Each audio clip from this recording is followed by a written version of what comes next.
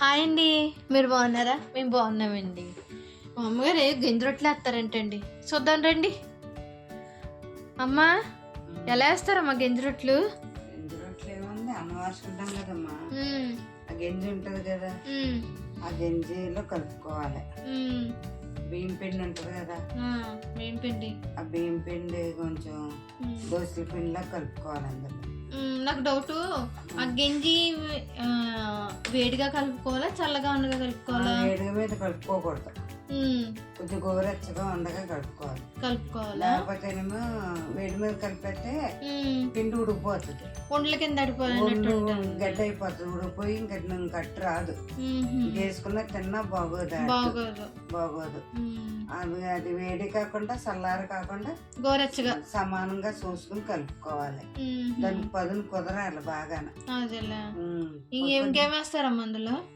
నేను ఇంకేమేస్తామమ్మా, ఉల్లిపాయ పచ్చిమిరకాయ తొక్కుని వేసుకుంటాం.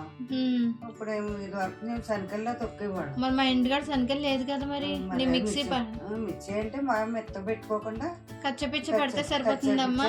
కచ్చపిచ్చి పెట్టుకుంటే సరిపోతుంది. ఏమేస్తాం అందులో?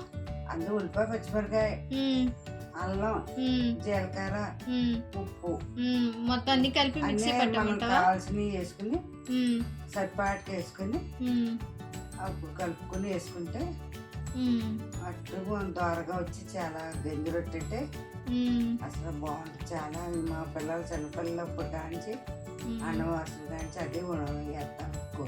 అవును కదమ్మా, చాలాసార్లు వేసావు. చాలాసార్లు వేస్తామమ్మా. సాయంకాలం అయిందంటే అన్నం గన్ని వచ్చేదాన్ని గంజ రొట్టెలు అనేవారు పిల్లలు.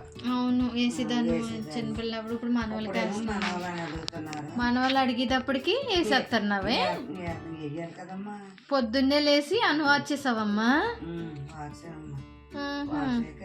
టిఫిన్ కింద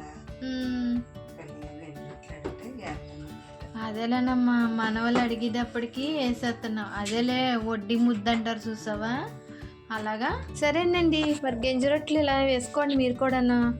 అండి మా ఛానల్ నచ్చితే కనుక సబ్స్క్రైబర్ అదేదో అంటారు కదండి, అది చేసేసుకోండి మరి. బాయ్ అండి.